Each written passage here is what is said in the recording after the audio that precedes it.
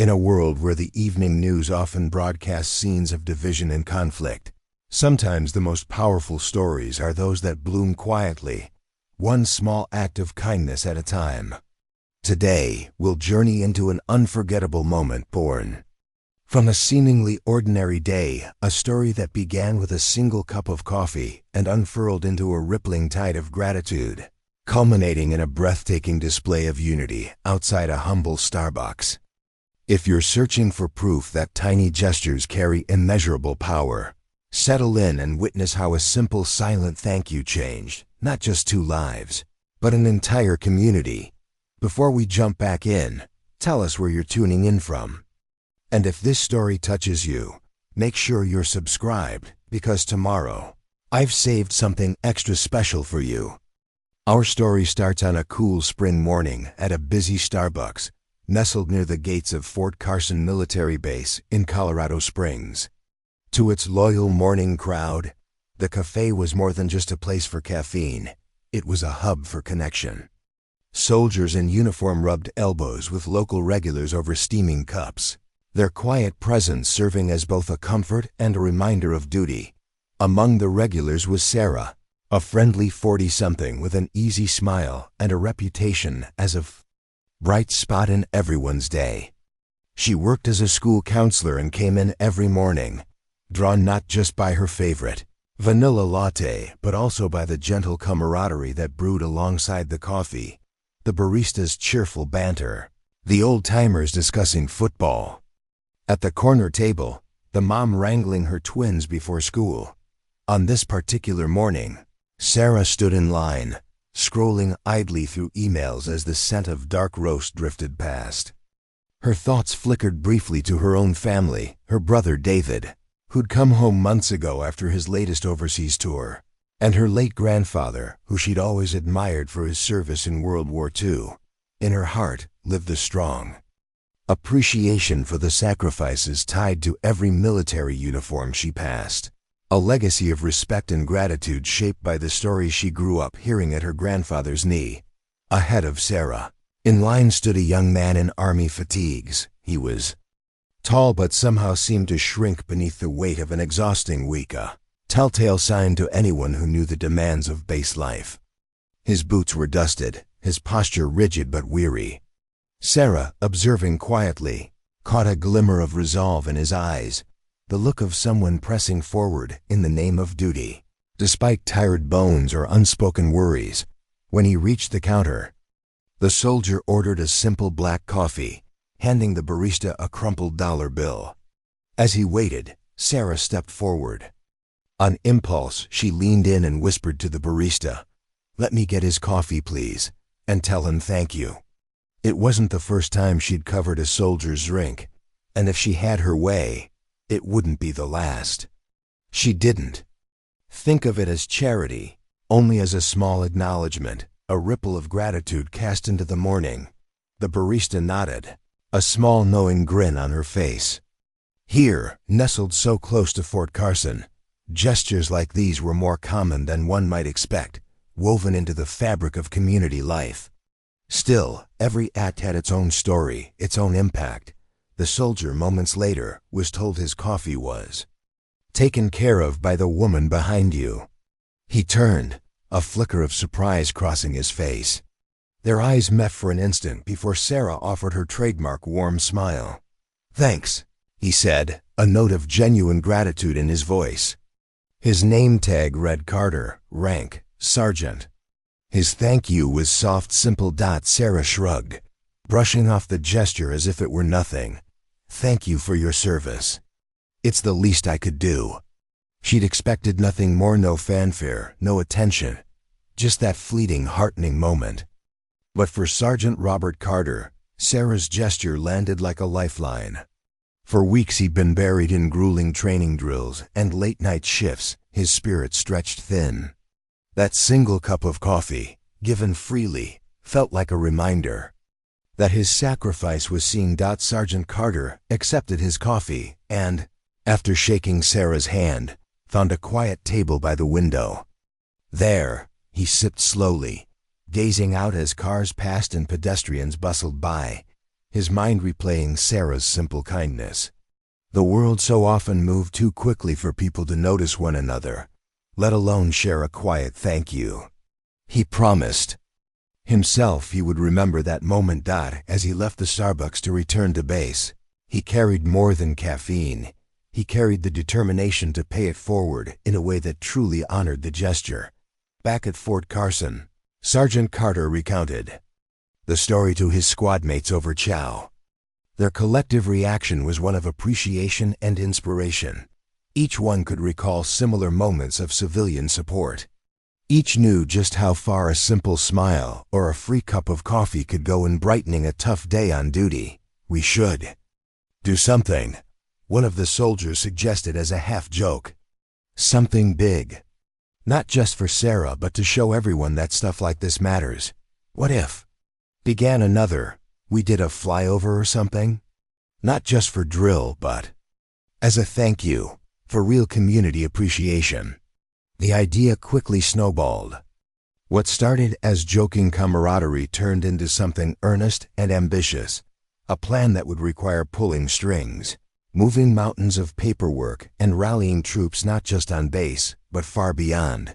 The squad, led by Sergeant Carter, resolved to create a demonstration of gratitude that would echo Sarah's initial kindness in scale and spirit. As chatter swept through the barracks and mess halls, the local command staff soon caught wind of the idea. Within days, what seemed an improbable dream began taking the shape of real possibility, contingent on endless permissions, tight coordination, and perhaps a little bit of luck.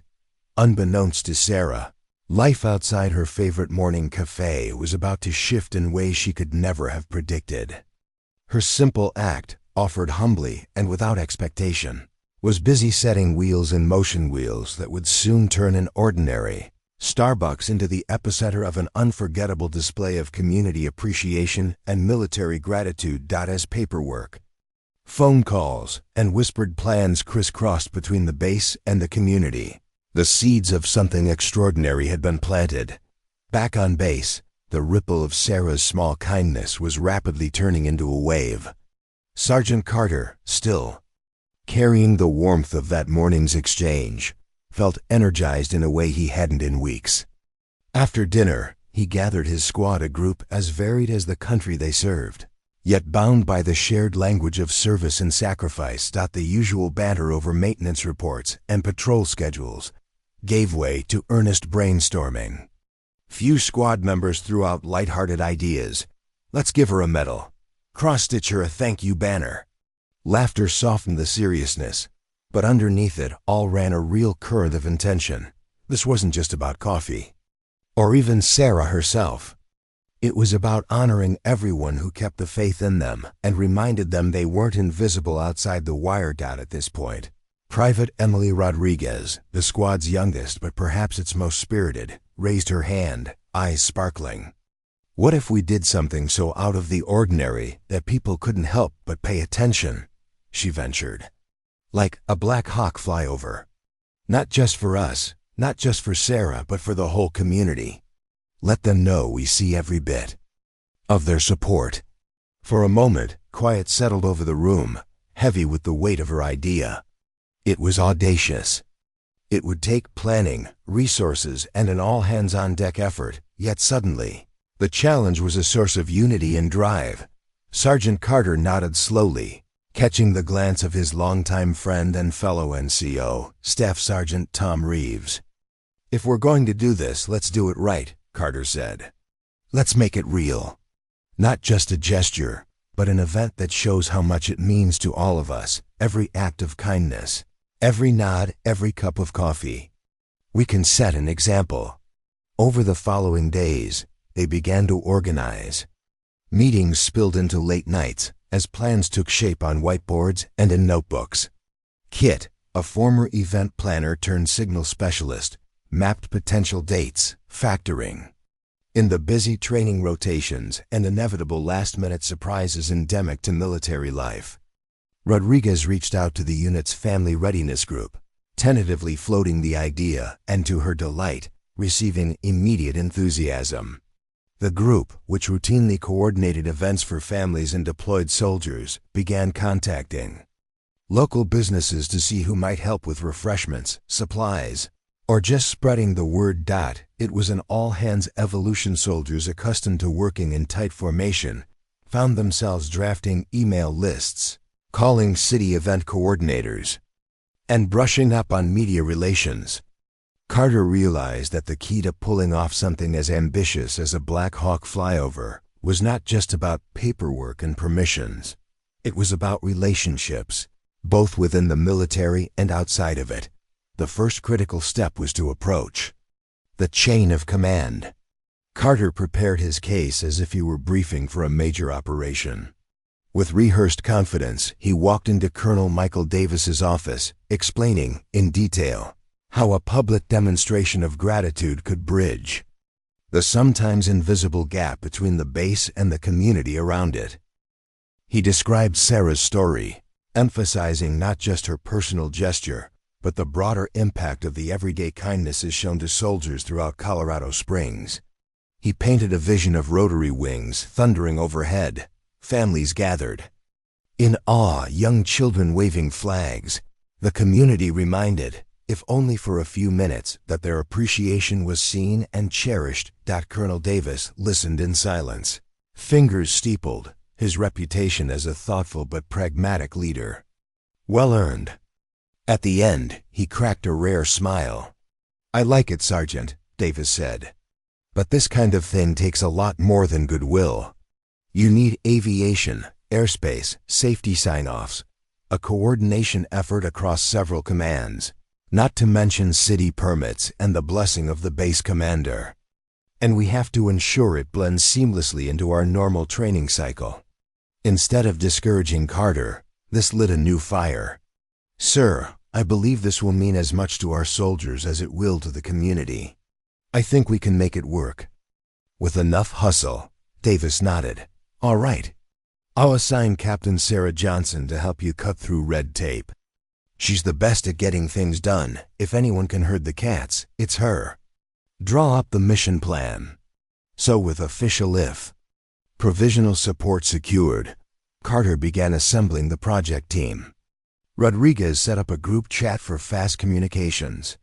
Kit started collating a list of stakeholders: Base Command, the Aviation Battalion, Starbucks Management, local police for traffic control, the City Permit Board, the Family Readiness Group, and a handful of community organizers known for turning out crowds on short notice.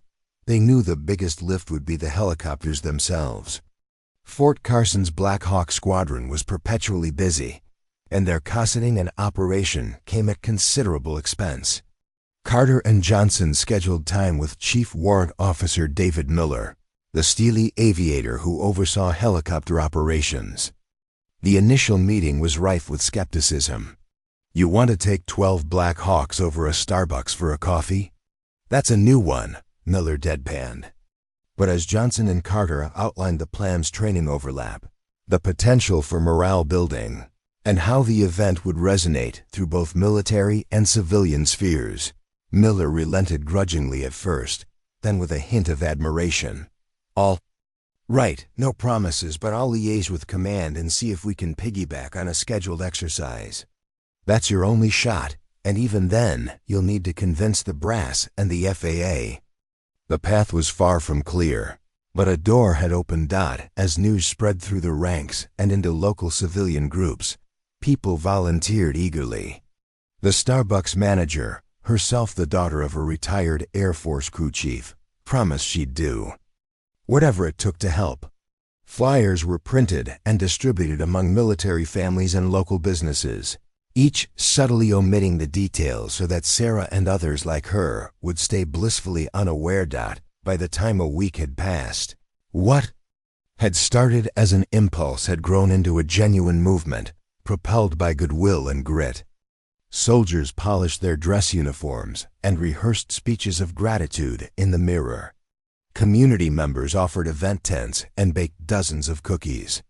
Social media groups began buzzing with hints of something big coming to the little corner near Fort Carson.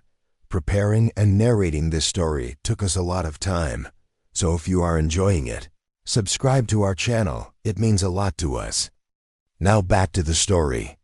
Yet through it all, Sarah remained in her gentle routine, her focus on the everyday unremarkable kindnesses that, unknown to her, were building to a crescendo she would never forget, despite the squad's fire and Colonel Davis's cautious blessing. The reality of making a dream this big come true began to set in. Pulling off a military demonstration, even one rooted in gratitude, proved to be a task that would stretch everyone's patience, ingenuity, and at times, their hope. Captain Sarah Johnson wasted no time assembling regular sit-downs with key players. She moved with a brisk efficiency that quickly inspired respect among those she led. Her military career had taught her the art of balancing regulations with vision, and she knew that the first step was to identify obstacles before they could derail the mission. The team quickly discovered the greatest hurdle would be airspace. The Starbucks sat under a patchwork of restricted and civilian-controlled air, crisscrossed by scheduled commercial traffic and the military's own tightly maintained corridors. To make a 12-helicopter Black Hawk flyover reality, Carter and Johnson would need to write meticulous flight plans and get approvals from air traffic control, the FAA, and the base commander. Every detail: flight paths, backup contingencies, exact altitude, duration over the site, emergency landing protocols required paperwork, signatures, and the patience of saints. On the civilian side, city event permits were required for any major gathering.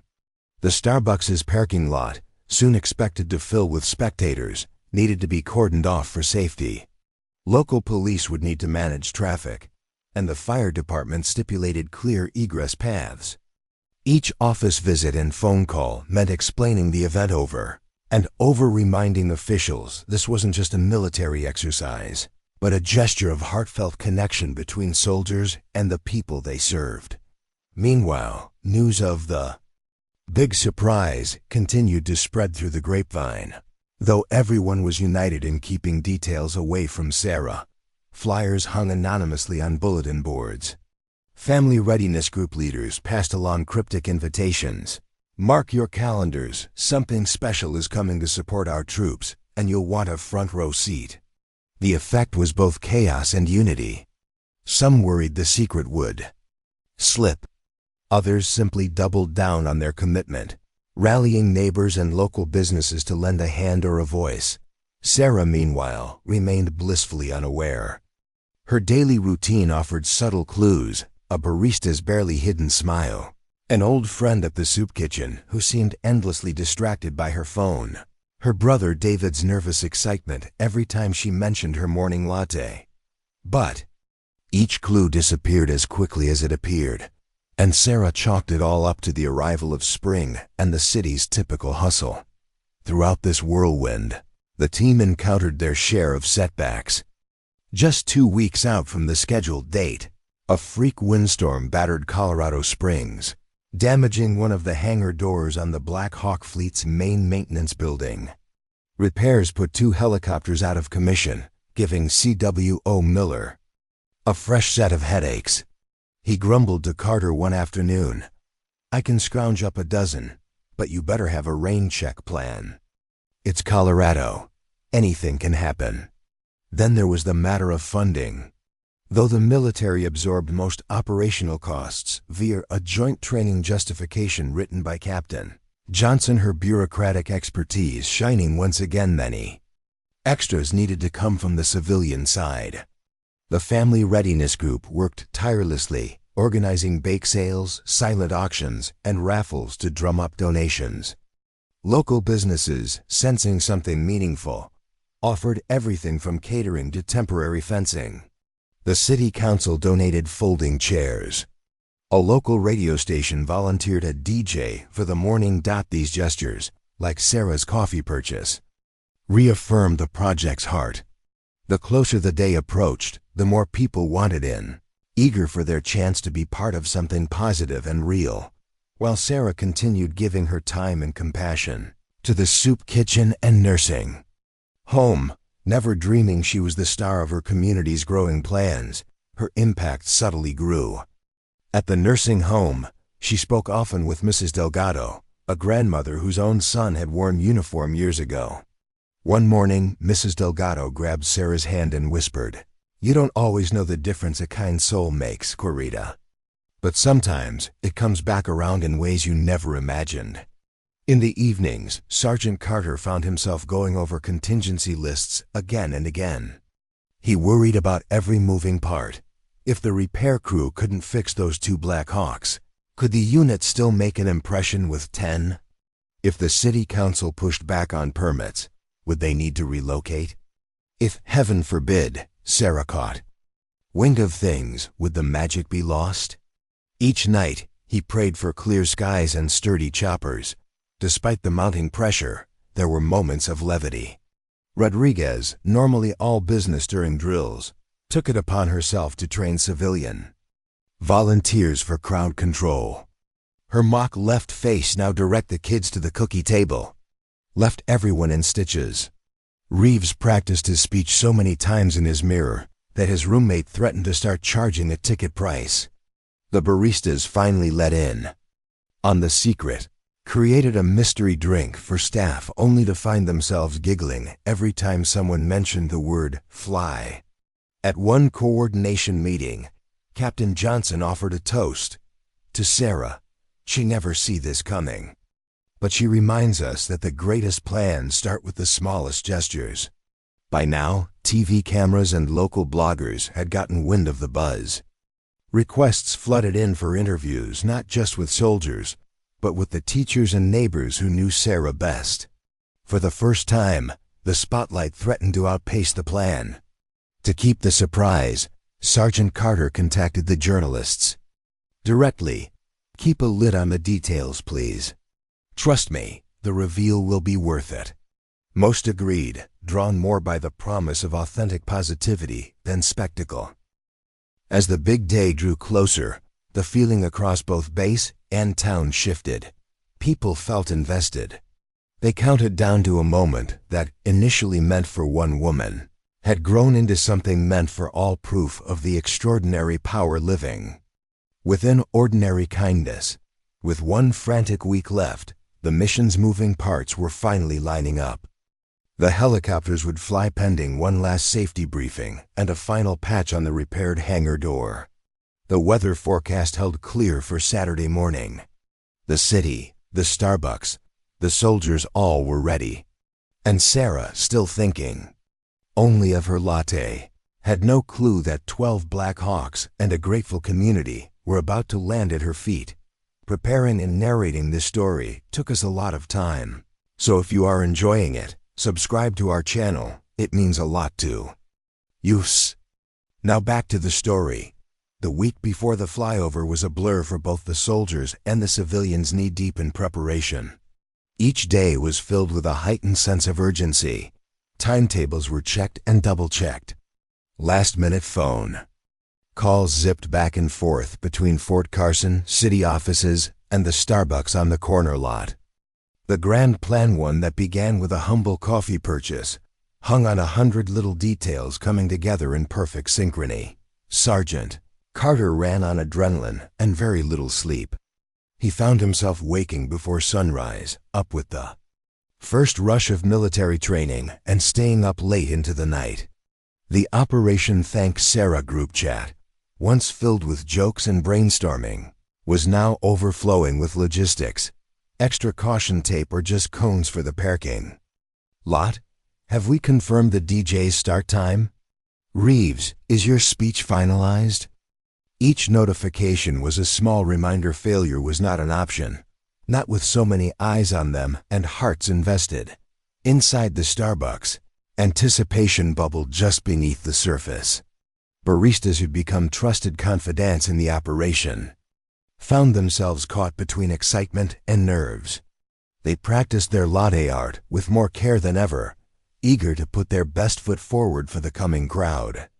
They watched the regulars closely, sidestepping Sarah's inquiries with practiced ease, and exchanging knowing glances when she left her morning tip. Even Starbucks management was swept up in the spirit. They offered to extend hours and donate half the event's proceeds to the Family Readiness Group. Out in the community, volunteers marshaled resources. The Family Readiness Group, now seasoned event organizers, led teams of community helpers, someone to direct parking, others to hand out coffee vouchers, a team to set up folding chairs at sunrise.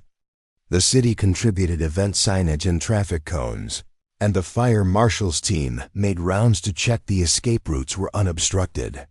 Everyone grasped the symbolism.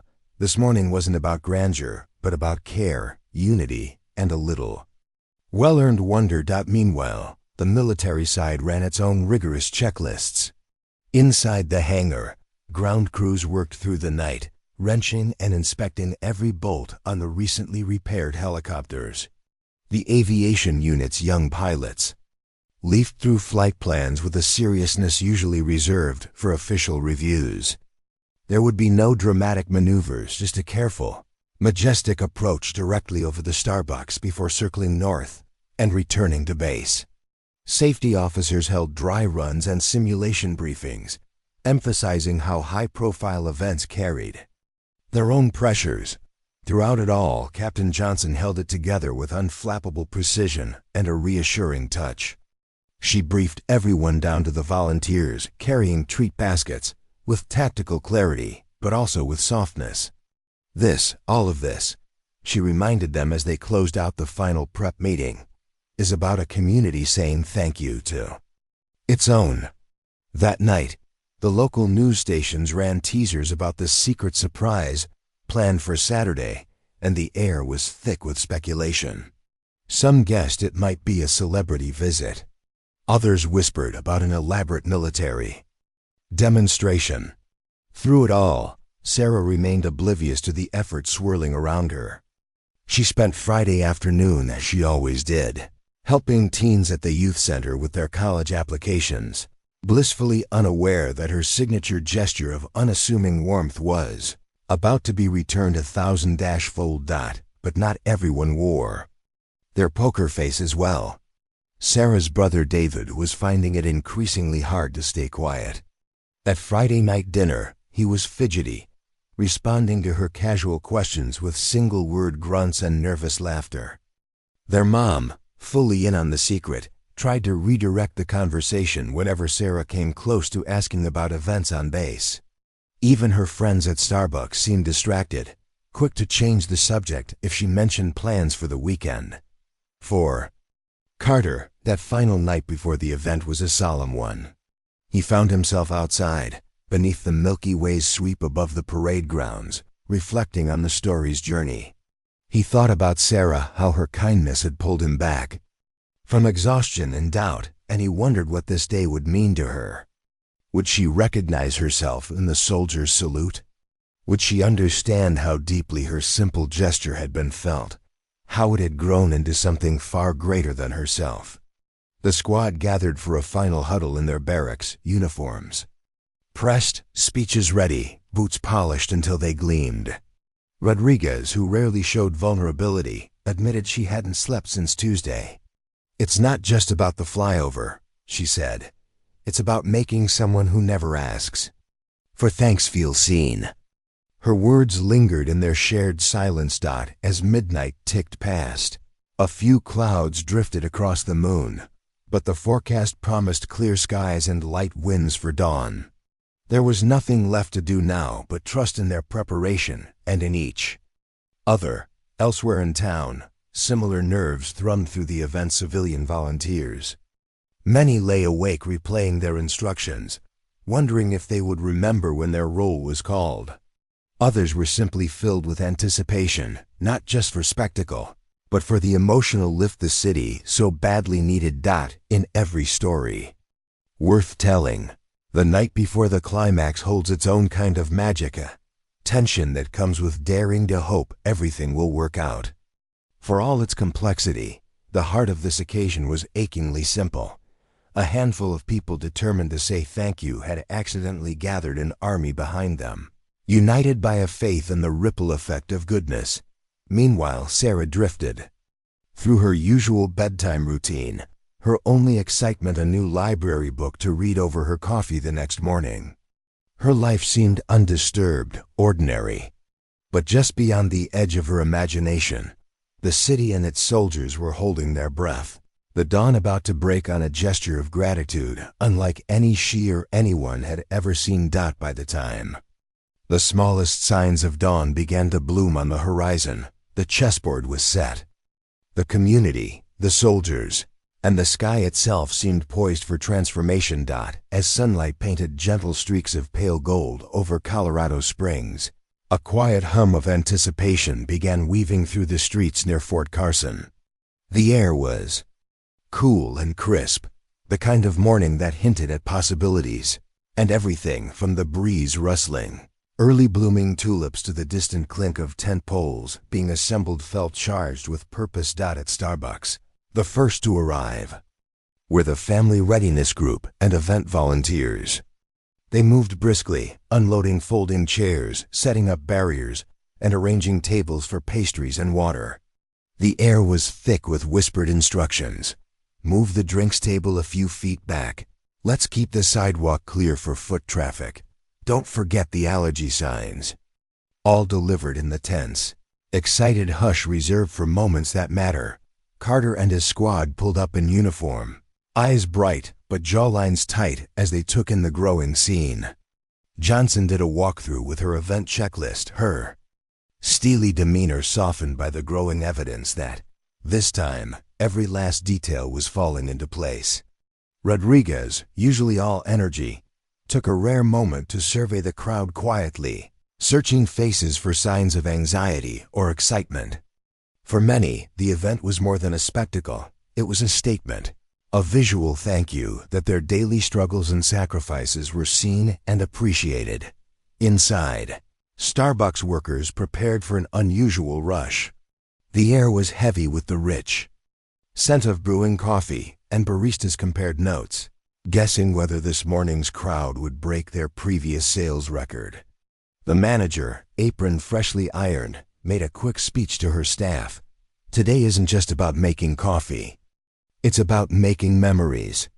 Let's give our best to everyone who walks through that door. By 7 a.m., a steady stream of people began trickling in, some arriving alone with coffees in hand, others in noisy family groups, clutching homemade signs emblazoned with thanks and flag motifs. Local veterans gathered quietly, nodding respectfully at the soldiers as they arrived. Children, sporting tiny army caps and painted cheeks, darted between the chairs, their laughter blending with the songs the volunteer DJ piped into the morning air.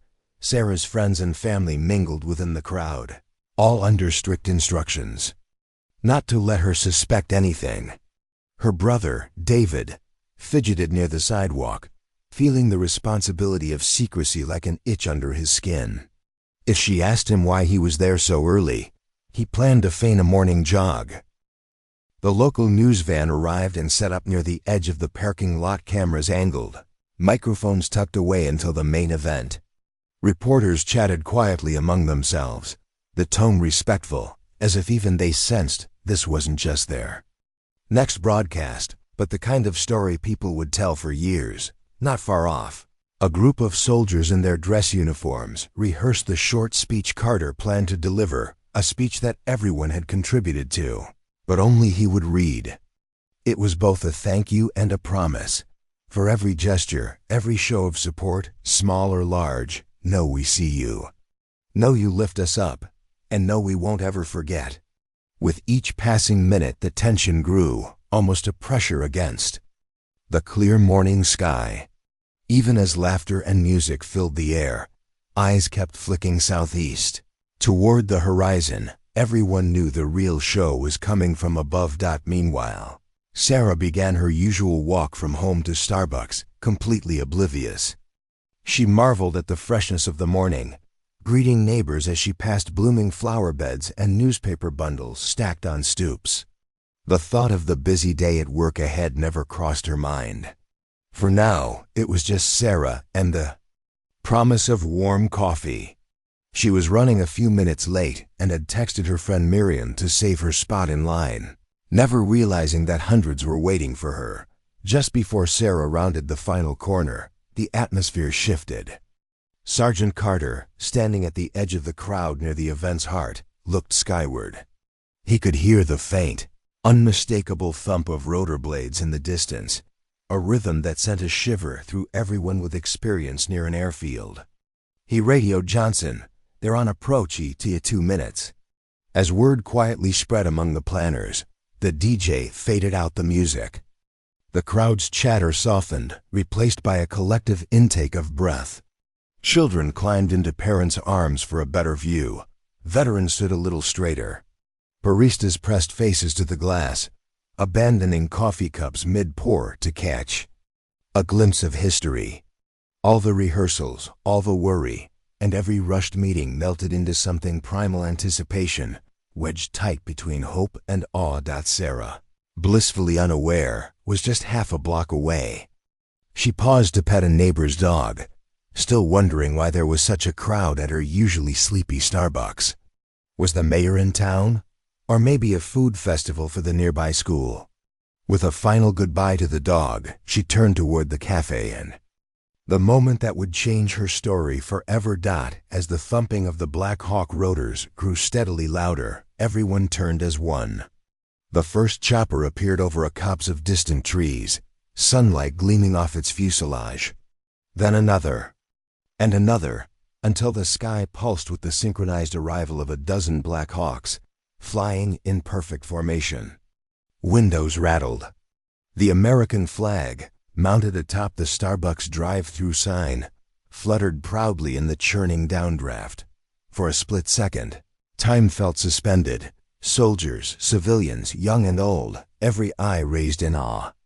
Even Sarah, stepping around the building, stopped in her tracks, her gaze locked on the sky, every other thought vanishing. She knew, instinctively, that this was not some routine flyover. This was something unique. Something meant for someone. For a moment, Colorado Springs seemed to stand still, every face tipped upward, eyes wide, conversations forgotten. The low, rhythmic thunder of 12 Black Hawks rolling in formation filled not just the air, but the very ground, vibrating through the folding chairs and shoes of every spectator.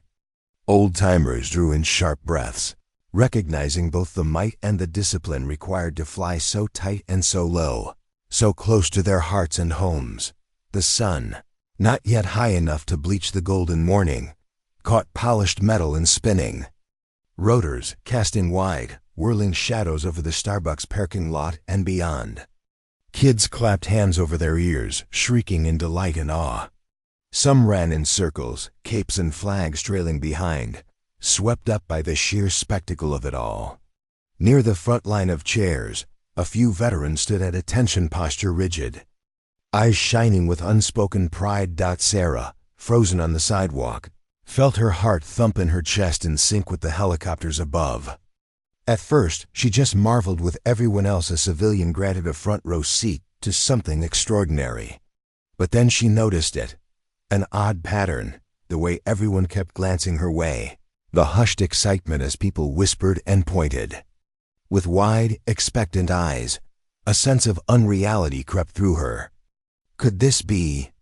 Did she dare believe this moment could possibly have anything to do with her?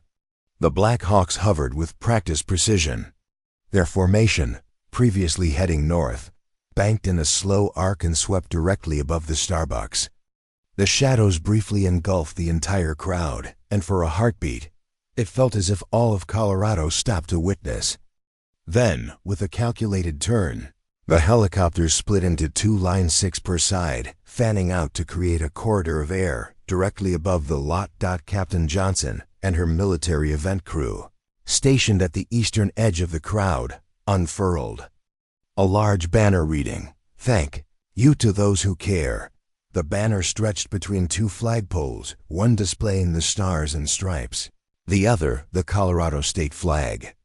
The voice of Staff Sergeant Reeves, broadcast through a stack of outdoor speakers, rang out, "To all those who show kindness when it matters most, to those who remind us we are not forgotten, this is for you. This is for the Sarahs in every community." Only then did Sarah see her name, spelled out boldly on a sign in front of the Starbucks. "Thank you, Sarah."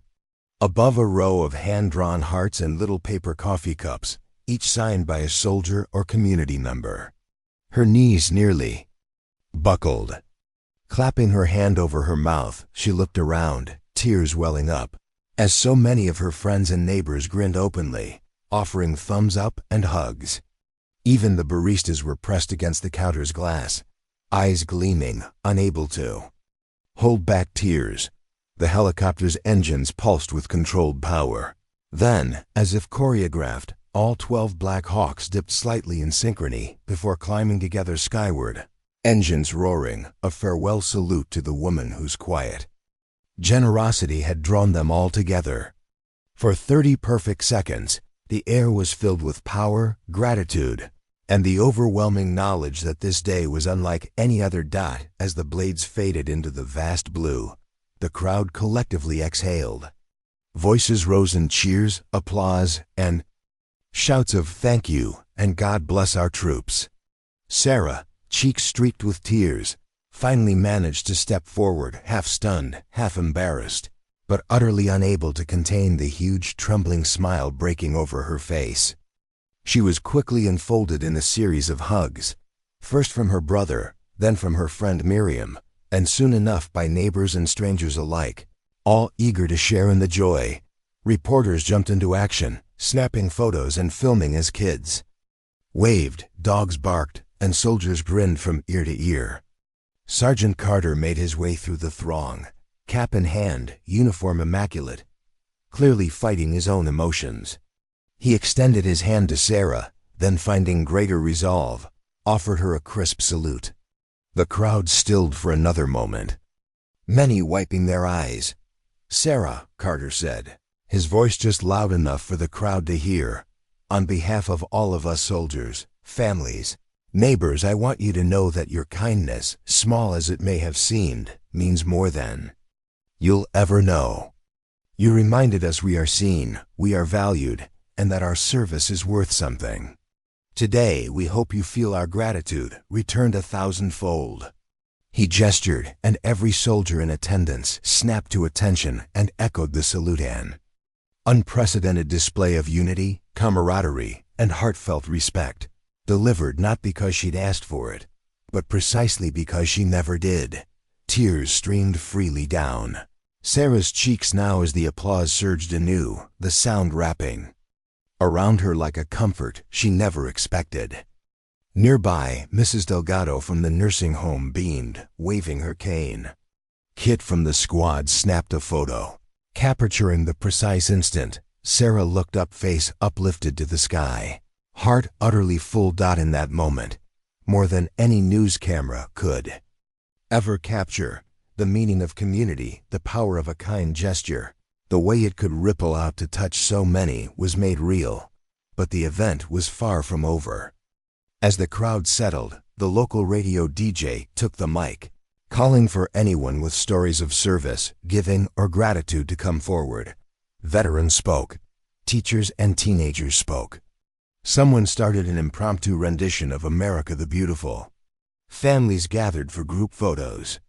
The Starbucks team handed out hundreds of free drinks and pastries, donated in honor of Sarah. Sarah, now gently guided back toward the main stage by her friends, was offered a seat of honor.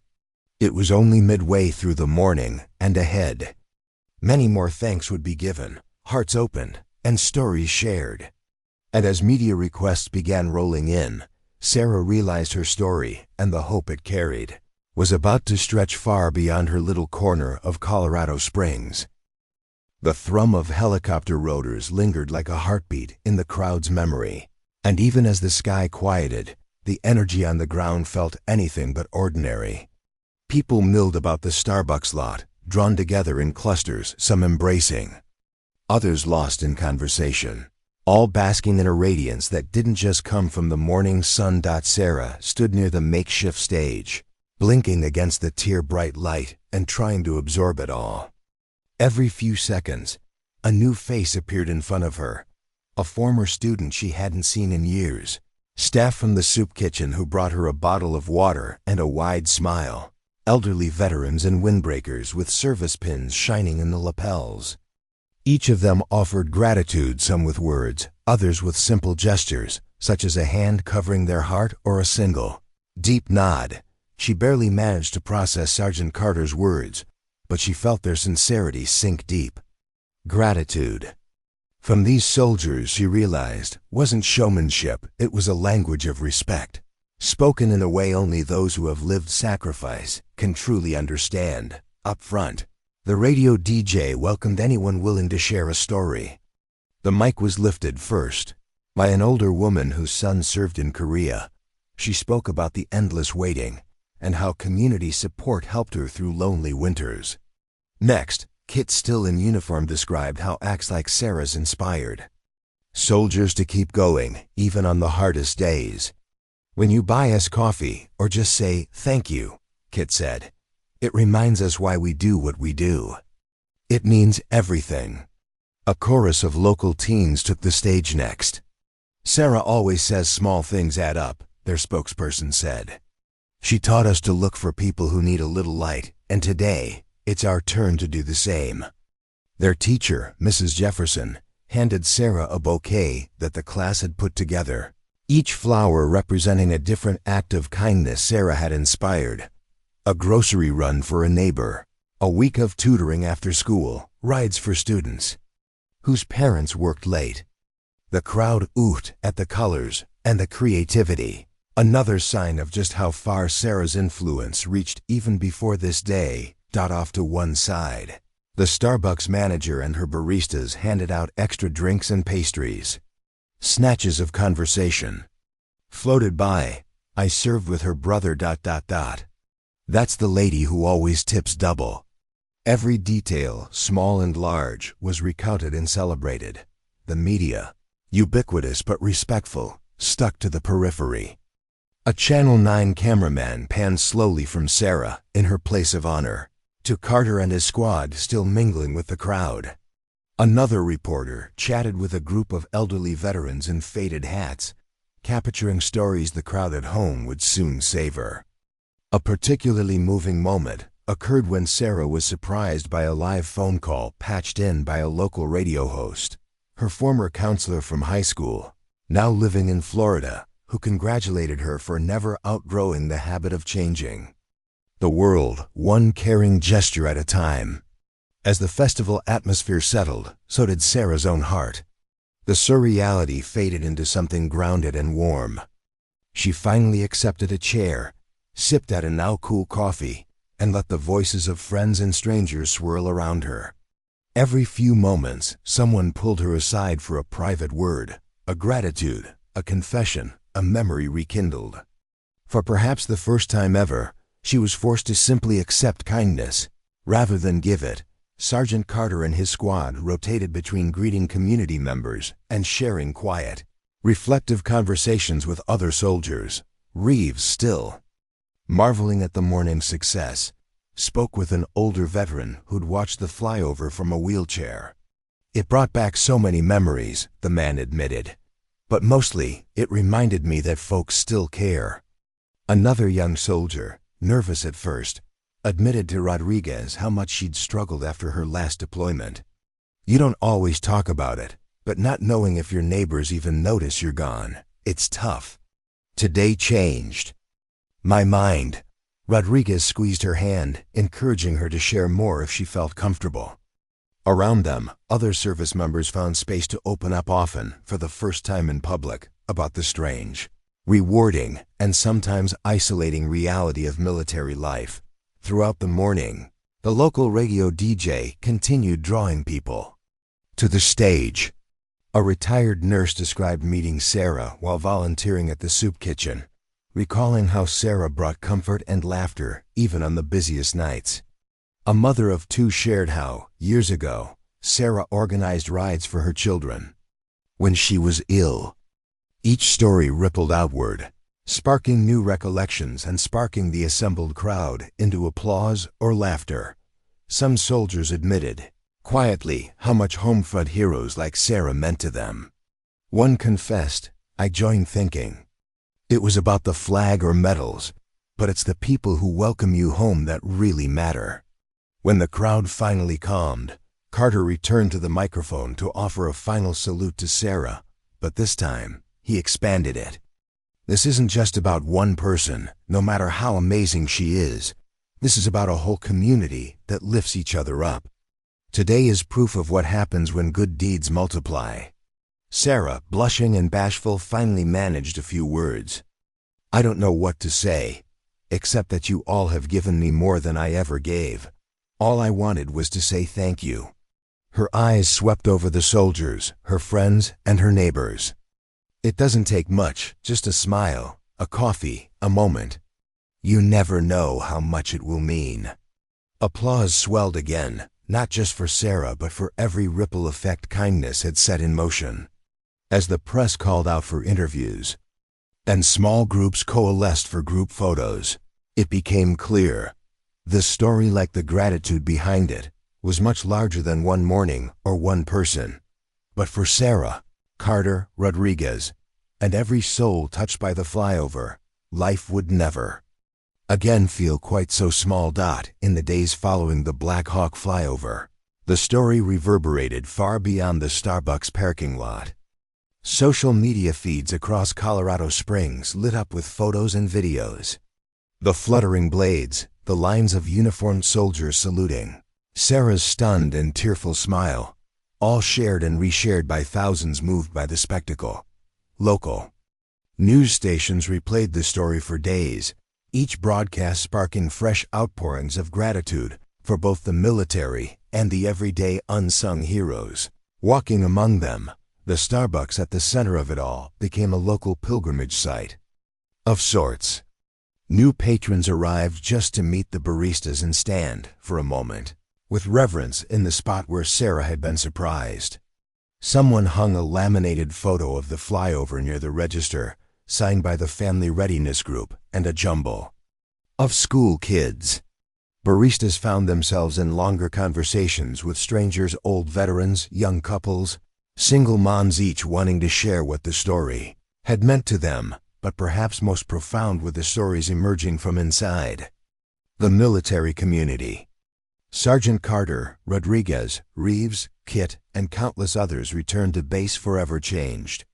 What began as an attempt to properly thank a civilian became, for many, a kind of rekindling, a reminder that the distance between the uniformed and the civilian wasn't nearly as wide as some days made it seem. At an impromptu after-action meeting, Captain Johnson encouraged the squad to speak freely about the event's significance. What, she asked, had the flyover and Sarah's example meant to them? Private Emily Rodriguez was the first to answer. Hers was a story rarely told outside trusted friends. My mom always worried people would see my uniform first and forget the person inside it, she said, gaze steady yet vulnerable. But seeing the whole neighborhood show up for Sarah, and for us, I haven't felt this proud of who I am and where I serve in a long time, Reeves chimed in. My dad was a Vietnam vet, but he never liked to talk about it. He thought the world wanted to forget those who served. Today, that's not true. Thanks to people like Sarah, and honestly all of you, I know it. Several other soldiers, some talkative, some reserved, shared similar story arcs. One spoke about coming back from deployment with a limp, sure that nobody outside the gates would know or care about the struggle. But since the flyover, neighbors had started checking in, offering rides, dropping off food, or simply asking, "How are you really?" The kindness was, as one junior soldier described it, like waking up to find your whole city is your family. In barracks, break rooms, and during training rotations, the story continued to inspire. Some soldiers created a kindness journal, a notebook passed between units where people wrote down acts of generosity they'd witnessed or received over the past week. The entries ranged from the heartfelt, "Corporal Lee took extra time with my paperwork on a rough day," to the humorous, "Someone left cookies at my door with 'Don't ask, just eat' S on a note." Nearly all credited the flyover, and by extension, Sarah's initial gesture, as their motivation. Meanwhile, the family readiness group, emboldened by newfound momentum, spearheaded new projects, coat drives, tutoring nights, mental health workshops, with event sign-ups soaring as news about Sarah's story inspired even more community involvement. For Sarah, the first few days brought a disorienting mix of joy, humility, and, if she was honest, a touch of anxiety. She wasn't used to being the center of attention. Reporters wanted interviews. Local nonprofits asked her to speak at fundraisers. A popular podcast reached out, wanting to feature her on a segment called Extraordinary Everyday People. Her brother David acted as an informal press secretary, filtering requests and gently encouraging her to enjoy the attention, even if only for a moment. She trusted her community and believed deeply in its power to heal, but she also worried. Would people soon forget? She wondered, on quiet afternoons, whether one high-profile act of kindness could really change for the better. Yet every encounter in the grocery store, at church, in her classroom brought reassurance. Neighbors approached her to share their own stories. Students brought in thank you notes, and one morning, the Starbucks manager handed her a scrap of paper with dozens of anonymous gratitude confessions written by patrons. Inside the military community, the impact of the event rippled in ways no one could have predicted. Soldiers who'd stayed silent about their struggles began to open up. At a base support group meeting, one young specialist named Aaron confessed to the chaplain that, for the first time since losing a fellow soldier overseas, "I feel like there's love in the world again. Like what we do actually matters outside our own ranks." Sergeant Carter saw his own leadership and personal outlook change. He began scheduling informal group lunches with his squad, asking about their families, their lives before the service, their hopes and dreams for after. These candid talks built layers of trust and camaraderie, not just as soldiers, but as people. Captain Johnson herself received dozens of thank you letters, not just from the local community, but from commanders at other bases around the country. Some included requests to replicate similar events elsewhere, proving that one act met with gratitude could spark a movement far beyond city limits. The family readiness group shared plans to make the flyover anniversary an annual event, each year honoring not just Sarah, but any community member who exemplified everyday courage and kindness toward military families. As the second week rolled by, what had started as one small gesture flowed into every corner of lives touched by the story. Sarah's act had become a beacon, not just for those who wore a uniform, but for anyone who needed a reminder that simple acts given freely and without expectation could knit together a fractured world. But even as things settled back into routine, the event's legacy had only just begun to unfold. Tucked behind every handshake, every shared cup of coffee, and every thank you, a seed of something bigger was taking root. Bonds were forming, stories shared, and a new chapter of connection in Colorado Springs was blossoming, and all because someone decided to buy a stranger a cup of coffee. Preparing and narrating this story took us a lot of time, so if you are enjoying it, subscribe to our channel. It means a lot to us. Now back to the story. With the daily headlines still abuzz about the Starbucks flyover miracle, the true heart of the story unfurled quietly inside conversations, late-night phone calls, and small acts that might have otherwise gone unnoticed. It was these stories, tender, raw, and honest, that revealed the real magnitude of Sarah's ripple effect. At Fort Carson, Sergeant Carter sat in the modest recreation lounge with Private Aaron, the young specialist who had confided in the chaplain during a recent support group. Aaron was 22, barely out of the uncertainty of his teenage years. With sandy hair and a nervous smile, he was the last person anyone would have suspected to be carrying a heavy weight. "Everyone watched you today, Aaron," Carter said softly, "and I think more folks than you realize know what it means to see that spark back in your eyes." Aaron smiled, shy and grateful. "It's not that my buddy who didn't come home is forgotten, Sergeant. It's just sometimes the good feels so far away, you know? Like maybe what we do doesn't reach anyone past this fence. He gestured toward the barracks window, out toward the town. Sarah changed that. You all did. Carter nodded. You matter, Aaron. Everyone on this base matters, to your squad, to your family, and to this town. Don't let the news cycle make you forget it. Elsewhere on base, Staff Sergeant Reeves ran into an old friend in the hallway, a retired master sergeant named Mrs. Linda Polk, now volunteering at the Family Readiness Group. Over coffee, they discussed how the flyover was already fueling new projects. We're getting more volunteers than we have tasks for, she laughed. And not just from military spouses. Civilians too, folks who say they've never felt prouder to live in this town. Meanwhile, Rodriguez was at work with Captain Johnson, sorting through a stack of letters from area schools. One letter, written in careful crayon, stood out. Dear soldiers, I saw you all fly over my town for Miss Sarah. I want to help too. Do you like cookies or lemonade better? They tacked it to a growing wall of gratitude in the squad's break room at the Starbucks. Another scene played out that afternoon. Sarah had become a gentle celebrity among the regulars. The café was a revolving door for neighbors who wanted to share memories or simply thank her for putting their town on the national map. But Sarah, ever herself, redirected the spotlight. She encouraged patrons to write thank you notes to deployed soldiers or donate to local support organizations. She even helped the manager create a display for the entryway, Kindness Tree, where each leaf bore the name of someone who'd inspired a good deed. On a Thursday evening, Sarah invited a group of teens from the youth center to join her for coffee and pastries. Among them was Jacob, a quiet high school sophomore struggling after his father's deployment.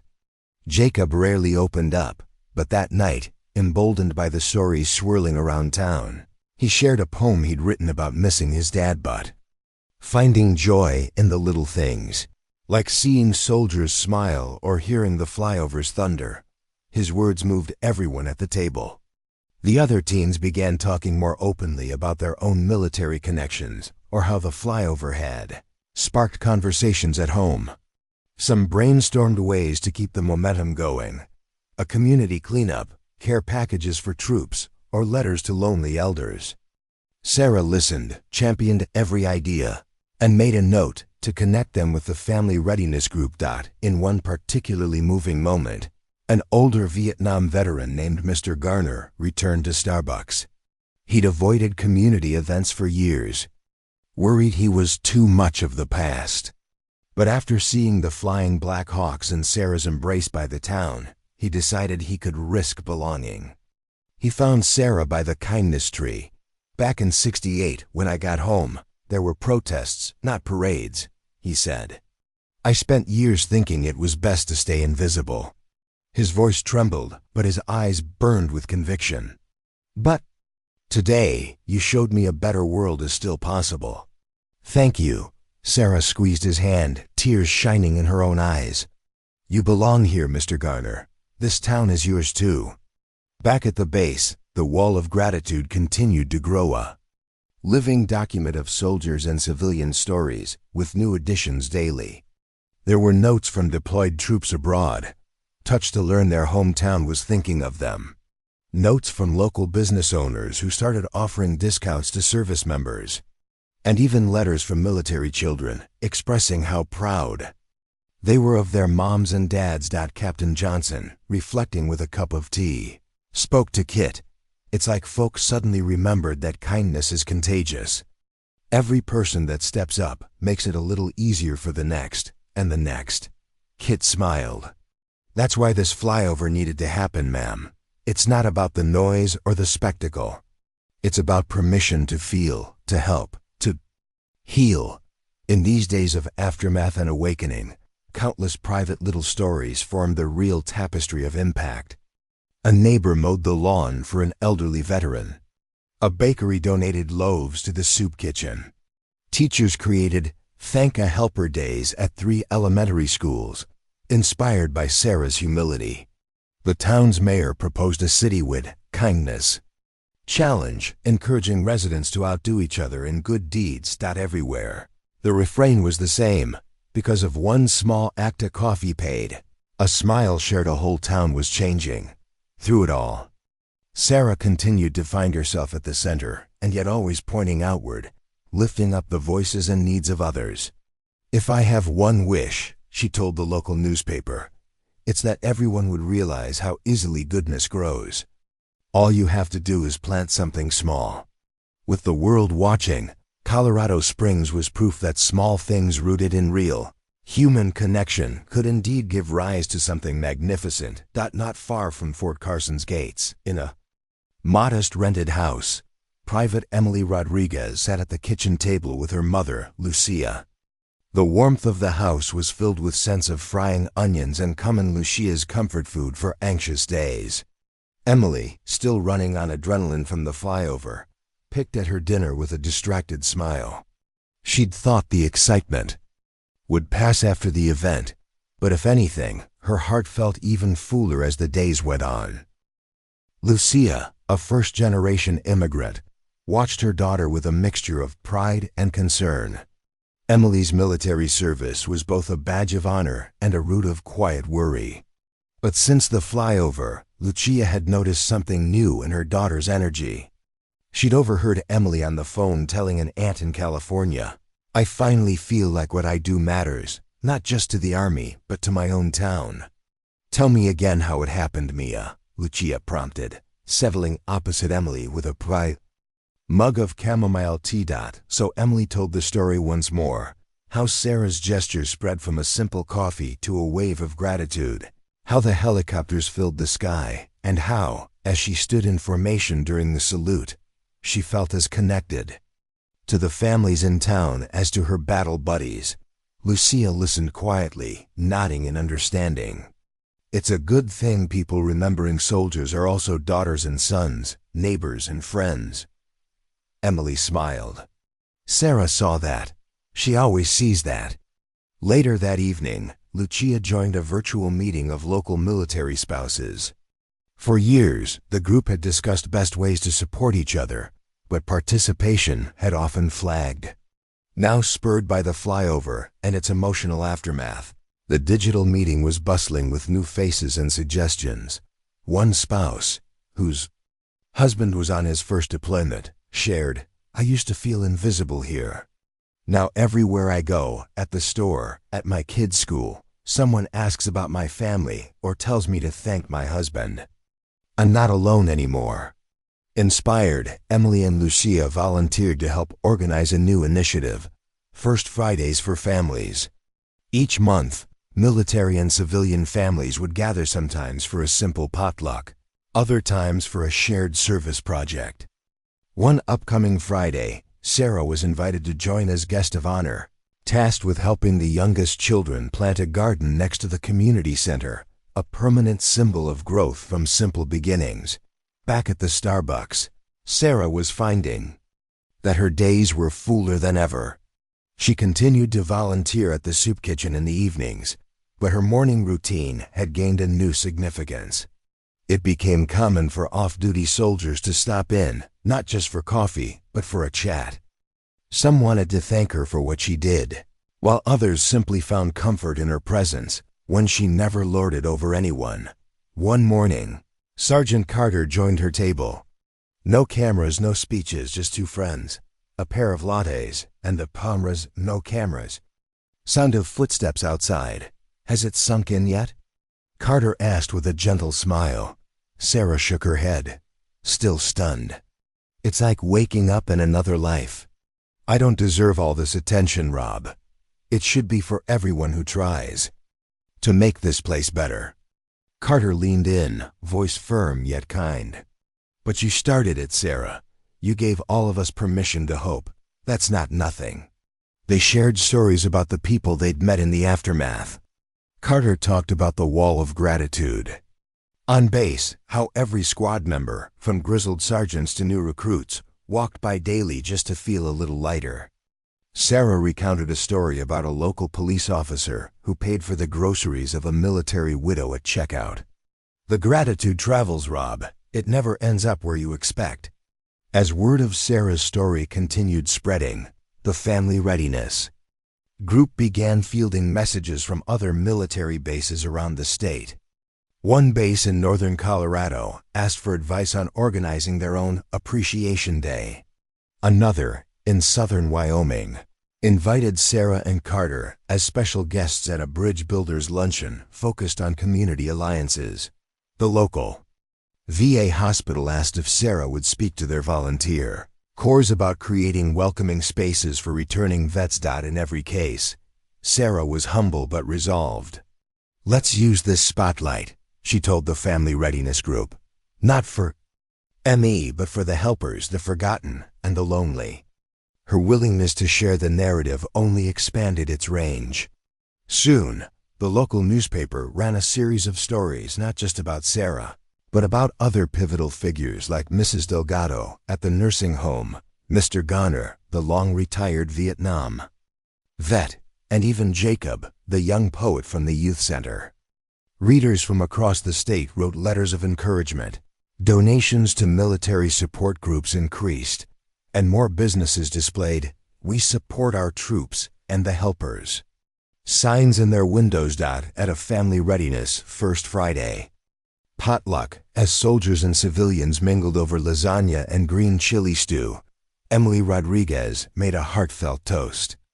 "To Sarah and to everyone else here who knows what it means to be part of something bigger than themselves. We are one community. May we never forget that." Sarah smiled, cheeks flushed. For the first time, she began to allow herself to feel at home amid the gratitude, trusting that her smallest gestures had truly taken root in a way that could last a lifetime. And as dusk settled over Colorado Springs, a chorus of laughter and stories filled the air, proof that the bonds being built were not just for one day, one flyover, or one woman, but for an entire community determined to move forward.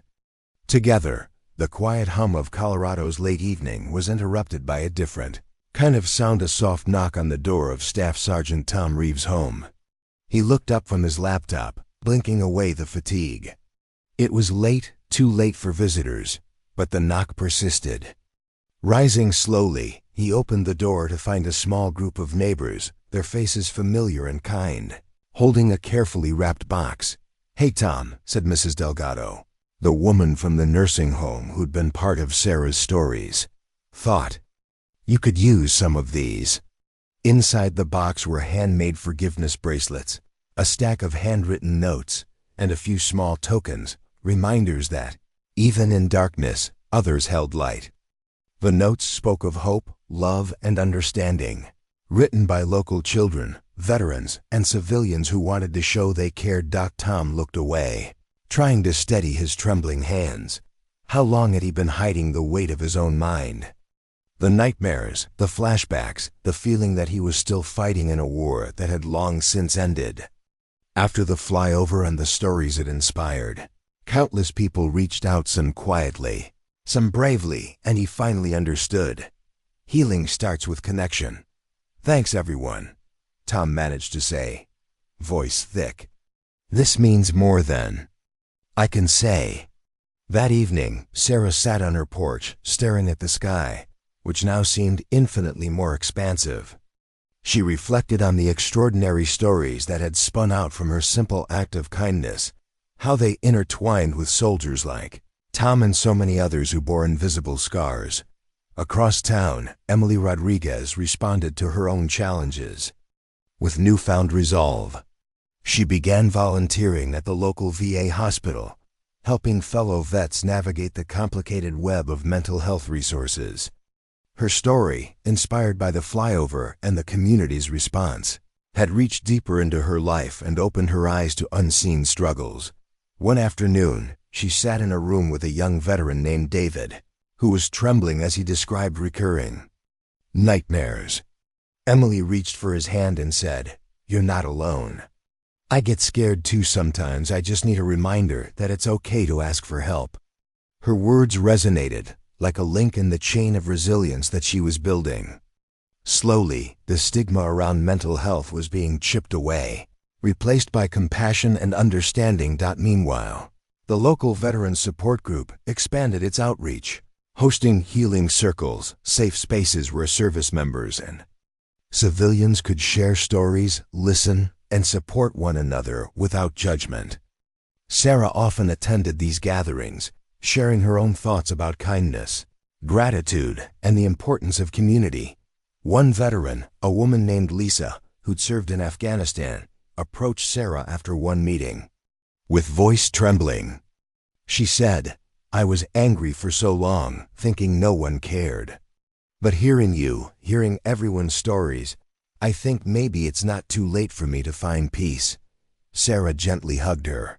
"You're already on your way. It's okay to hurt. And it's okay to heal. We're all in this together." As the seasons changed, so did the conversations. What once was a story of a surprise flyover now grew into an ongoing movement, focused on supporting those who had sacrificed everything, seen and unseen. And through it all, Sarah cultivated her relationship with the military community, not just as an outsider witnessing their struggles, but as an active participant in their journey toward healing. She started a program called Kindness in Action, encouraging locals to adopt a vet, offering regular check-ins, small gifts, or even just a listening ear. One day, Sarah was invited to speak at the military base's annual veteran recognition ceremony. Standing before hundreds of soldiers, families, community leaders, she felt her initial simple act had become part of a larger tapestry of hope and resilience. "Kindness isn't just a moment," she told the crowd. "It's a movement, a way for us all to say, we see you, we hear you, and we're with you." As she finished her speech, a ripple of applause rolled through the crowd. Many veterans and soldiers nodded with tears in their eyes, knowing that, for many of them, the invisible wounds were finally being acknowledged and supported. And just like that, the story of Sarah's small coffee purchase had transformed into a powerful testament to resilience and community healing, proof that even broken barriers could be mended. One act at a time. Before we continue, let us know where you're tuning in from, and if this story touches you, make sure you're subscribed, because tomorrow, I've got something even more intense coming your way. The sun was setting behind the Rocky Mountains, casting long shadows over Colorado Springs. In a modest house not far from Fort Carson, retired Captain James Turner sat in his favorite recliner, staring at a faded photograph. It was a picture of him in his uniform, standing beside his unit in a rake, smiles frozen in time, memories buried beneath years of silence. James had returned from service almost a decade ago, carrying scars he couldn't see and memories he couldn't forget. The flyover, the stories, and the community's outpouring of gratitude had unknowingly planted seeds of hope in his heart. But some wounds required more than gestures. They needed understanding, and more importantly, time. Tonight, as the last light faded, James had finally made a decision. He would speak about his struggles, about the fear, the loss, and the guilt, things he'd hidden away for years. And he knew just where to start. He reached for the phone and hesitated for a moment, then dialed the number he'd been given during the community's kindness efforts. It was a local veteran support organization, run by volunteers dedicated to helping returning soldiers find their footing. "Hello, this is James," he said quietly when someone answered. I think I need to talk." Within days, James found himself in a cozy support circle at the community center. The group was diverse: younger soldiers who just deployed, older veterans with long-buried pain, and civilians eager to listen. Initially, James hesitated, unsure if he belonged. But as others shared stories about fear, loss, hope, he felt the walls around his heart beginning to crack. Listening to Sarah's story, in particular, stirred something deep inside him. Her simple act of kindness had reminded him that even in darkness, there was light. "Sometimes," he confided one evening, voice trembling, "I feel like I'm still back there, like a prisoner of memories I can't escape." A veteran named Alan, who'd lost his leg in Afghanistan but found solace in community work, looked at James with gentle eyes. "You're not alone, brother. We carry these scars, but we don't have to carry them forever. It takes courage to admit it. It takes more courage to seek help." That night, James realized that his journey toward healing was just beginning. Inspired by the stories swirling around him, Sarah's humility, the community's care, and the collective strength of those who had served, he chose to begin sharing his own story. Step by step, a few weeks later, James participated in a community event honoring veterans, where he stood alongside others and spoke into the microphone. His voice was steady, carrying the weight of years of silence, but also of hope. "Thanks to all of you," he said, "for reminding me that even in the deepest darkness, there is a way back." Support, kindness, and a community that cares, those are the keys to healing. If you're struggling, remember, don't be afraid to ask. There's always someone listening. The crowd erupted in supportive applause, many wiping tears from their eyes. James's words echoed deep into the hearts of those who heard them, becoming part of an ongoing narrative that compassion and understanding could heal even the most wounded souls. In the days that followed, James committed himself to ongoing support work, volunteering to help other veterans. He even took it a step further, organizing outdoor hikes to reconnect with nature, believing that nature's calm could help mend the mind's broken pieces. Sarah learned about James's story and made a point to seek him out. Sitting together in a quiet corner of the community center, they shared a handshake and a quiet acknowledgement. Both had found strength through vulnerability, ongoing kindness, and community. "This," James said softly, "is the real power of all this. It's not just the flyover, the applause, or the stories. It's about real lives, real healing. And I want to help keep that momentum going." And so, the story of a veteran facing his past added another layer to the fabric of the community's greater movement, proof that even wounds that seemed unhealable could begin to close with compassion, patience, and perseverance. In the quiet weeks that followed the incredible flyover event, Sarah found herself increasingly involved in community initiatives. What started as a small act of kindness had blossomed into a movement when she was determined to keep nurturing. Her humble nature and genuine compassion made her a natural leader, and now she was embracing her role with a new sense of purpose. One morning, Sarah arrived at the local elementary school for an assembly.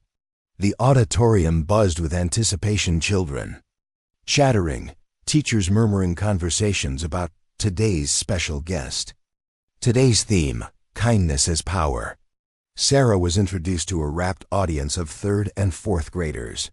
Her speech was simple, heartfelt, and intentionally accessible. "You know, I believe that kindness is like a tiny seed. If we plant it in our school, in our neighborhood, or even inside ourselves, it can grow into something wonderful. Sometimes, all it takes is a smile, a small help, or just listening to someone who needs a friend." The children listened intently, their eyes bright with curiosity.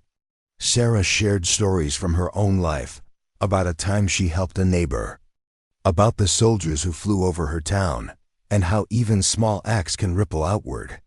Then, she handed out small planting kits, tiny pots, soil, and seeds, and challenged the students to plant their own kindness seeds. "Whenever you do a good deed," she said, "plant another seed of kindness. Watch how it grows." The response was overwhelming.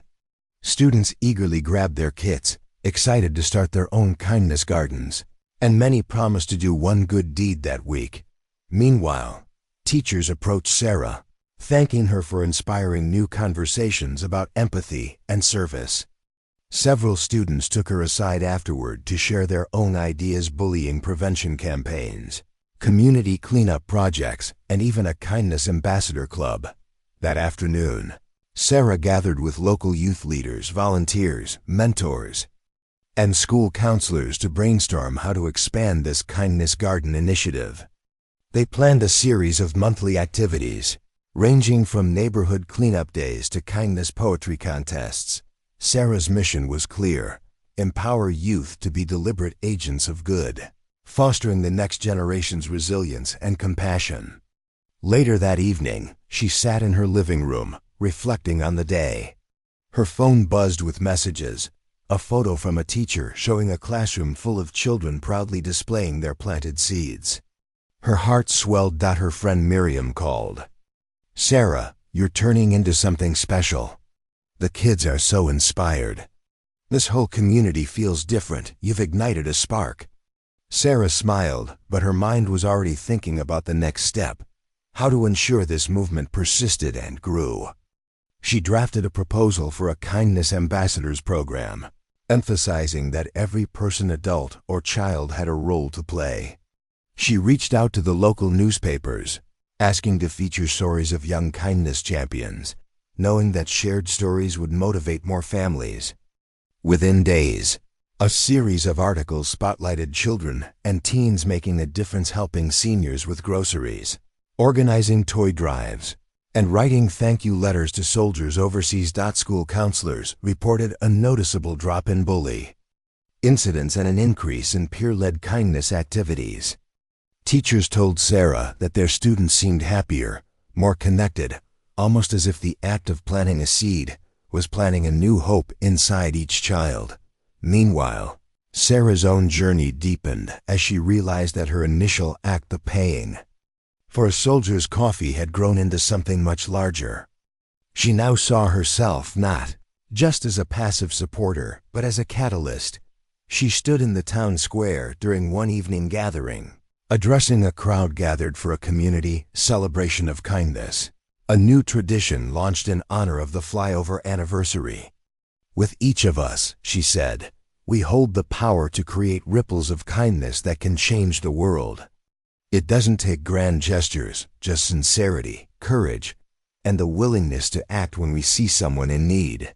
Her words resonated deeply, and the crowd responded with applause, some wiping away tears. The ceremony was filled with music, laughter, and a shared determination to carry the momentum forward. As the night wound down, Sarah looked around at the faces, children planting seeds, veterans sharing stories, neighbors supporting one another, and she felt an unshakable sense of hope. This movement wasn't just about one woman's act or a single event. It was about a community choosing to believe in kindness as a way of life, and she realized that the best chapters were still to come. The months had flown by since the unforgettable flyover and the surge of kindness that followed. The story of Sarah, the soldiers, and the community's collective spirit had taken root, changing lives, inspiring new acts, and strengthening bonds that would last for years to come. But now, the time had come for a final, unifying gesture, a moment to reflect on how far everyone had come and to plant seeds for future generations. The town square was transformed once more into a setting for a grand celebration, an event many residents had called the Unity Festival, meant to honor the enduring power of kindness, service, and community. Sarah, already feeling both humbled and proud, stood near the stage with her closest friends and family. Her eyes flicked from the crowd to the faces of soldiers, veterans, children, and neighbors, all gathered in a shared commitment to carry on what had begun as a simple act of kindness. In the background, banners fluttered with words like gratitude, resilience, and hope. Local musicians played uplifting tunes, and volunteers passed out small paper lanterns, symbolic seeds of light for each person to carry home. As the sun dipped toward the horizon, Sarah stepped forward to speak. Her voice trembled with emotion but carried conviction. This story started with one small act, a woman paying for a soldier's coffee. But it grew into something much greater because of all of you. You showed that kindness isn't just a moment. It's a way we can choose to live each day. She paused, gathering her thoughts. We've seen how even the tiniest gesture can ripple out and change lives. From soldiers returning home, to children planting seeds, to veterans finding hope in new beginnings. This is the true legacy, a community that chooses connection over division, love over fear. At her words, the crowd erupted into applause, some with tears streaming down their cheeks. Even the most stoic residents felt the truth in her message. Then, something extraordinary happened. From the sky, a familiar sound of slow, majestic hum began to fill the air.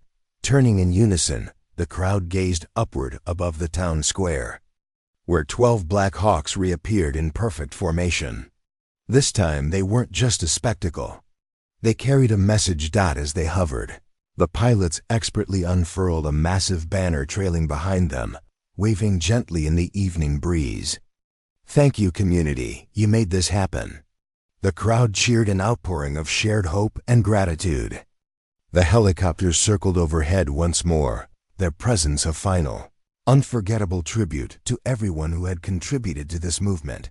Sarah, eyes sparkling and voice thick, whispered, This is the legacy I hoped for." Days later, the community held a private ceremony in the town park to officially dedicate a new Kindness Plaza, a small but meaningful space featuring a sculpture of interconnected hands, community-made tiles inscribed with stories of compassion, and a large oak tree symbolizing strength. Sarah and Carter, along with residents from all walks of life, gathered in that space, sharing memories and hopes. Sarah read a heartfelt letter she had drafted, an open message to the community, soldiers, and future generations. "In a world that often feels divided, I learned that the simplest act, buying a coffee, lending a hand, sharing a word of kindness, can grow into something extraordinary." Today, we plant the seeds for a future where kindness, respect, and community are the foundations of everything we do. Let this plaza remind us to keep planting those seeds every day, in every way. Because together, our ripple can become a wave that lasts forever. As she finished, everyone placed small stones at the base of the sculpture, a symbol of each act of kindness, large or small, that had all led to this moment. And in that quiet, sacred space, the true power of their collective story was clear.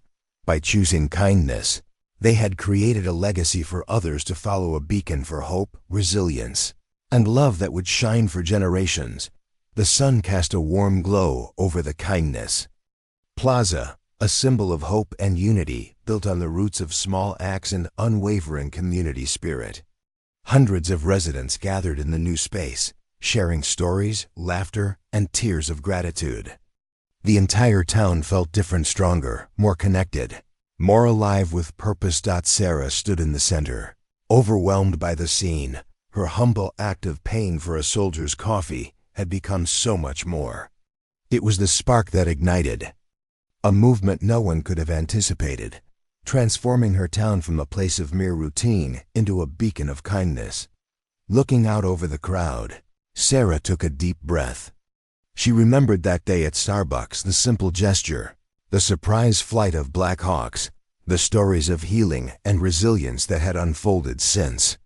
It was proof, she believed, that kindness was portable, contagious, and infinite. "This is just the beginning," she said softly, voice carrying across the gathered crowd. "Every one of us has the power to change lives in small ways and big. Today, we plant the seeds for a future where compassion is the foundation and every act of kindness is a step toward a better world." The crowd responded with heartfelt applause, some cheering, others simply taking in the depth of what had been created here.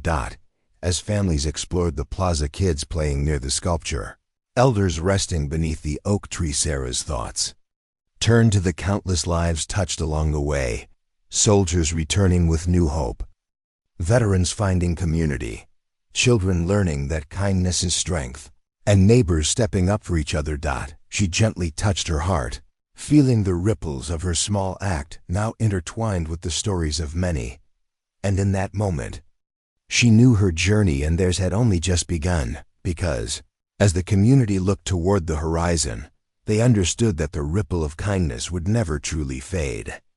It would continue to flow outward, touching new lives, inspiring new acts of courage, and building a legacy that would shine long after the last helicopters echo.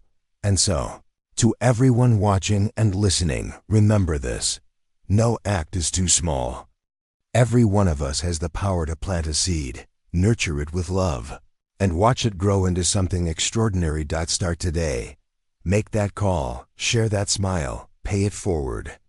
Because together, our ripples can become waves, a wave of kindness that lasts forever. Thank you for being part of this story. And remember, the power to change the world is in your hands. If you enjoyed this story, please like, share, and subscribe. Your support helps us bring more inspiring stories and meaningful content. And most importantly, stay hopeful and keep moving forward, because brighter days are ahead. Thanks again for watching, and we look forward to sharing more stories with you soon. Up next, you've got 2 more standout stories right on your screen. If this one hit the mark, you won't want to pass these up. Just click and check them out.